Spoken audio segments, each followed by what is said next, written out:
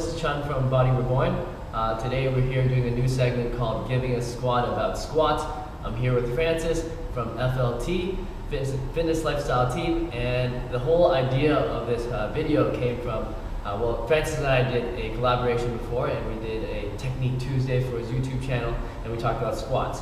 Now through that discussion, a lot of good conversations and a lot of cool things sparked up, and we had a good idea about what we wanted to do. And I said to Francis, I'm like, I wish I had that written down or on film, because now I have no clue what I said. So what we're going to do today is we're going to have a brief discussion. I'm going to get Francis to ask me some questions that he's heard about squats or he has about squats, and I'm going to give you my thoughts, my opinion.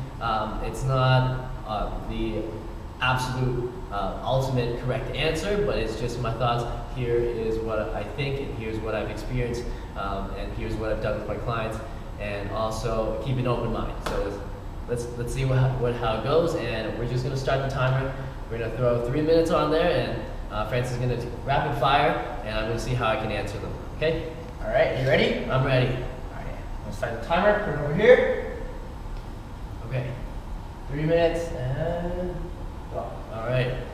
Back squat or front squat? Back squat or front squat? Well, I prefer the back squat. The main reason being not a lot of people have the mobility to do a front squat. And for example, if you're trying to build up your strength in your legs, you'll be able to handle a much heavier weight back squatting compared to front squat. In terms of depth, parallel, partial, or full range of motion? Okay, so this one's a toughie. I'll say it depends. So I think we're always a little too obsessed with depth. So it really depends. So for example, if you're a weightlifter, I would prefer you have a full range of motion, because you'll be able to catch the weight better, because you'll have more time to reach the bottom and be able to get under the bar. If you're a powerlifter, you want to be able to hit like your depth for different meets of different standards, so meeting your standards. But for the general public, for just a person that's training to get stronger, I would say the two important parts of it doesn't matter how deep you go, as long as you stay balanced and you look strong in those positions. There's no positions where you're either falling over or you look like you're not engaging your glutes or your hamstrings, or you lose positioning. So you have to be balanced, you have to be strong, and it doesn't matter how low you go, as long as you keep those 2 points in mind. Next question. You're wearing flat shoes. I'm wearing elevated heel shoes. Yes. What's your opinion on that? Or barefoot? Yeah, so a lot of people actually squat in vibrams also. It takes incredible mobility in the ankles.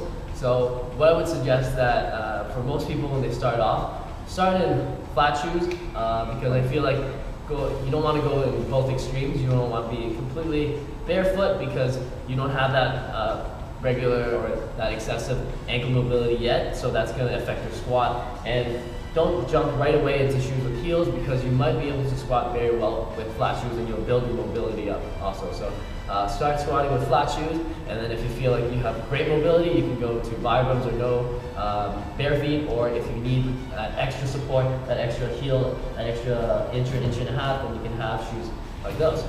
In terms of your foot positioning, do you want it neutral facing forward? Do you want it externally rotated? Do you want a wide foot stance? Like, three different options. So yeah, that's also, it depends kind of a question. So you want your feet to be comfortable when you squat. For example, my feet will always turn slightly out, like 5 to 10 degrees out, because it just sits comfortably like that at the bottom. If I keep my toes completely forward and I try and torque my knees out, I basically feel my femur jamming up into my hip socket, and it's not very comfortable. And I feel like there's a lot of people that will tell you, toes forward, toes forward, toes forward.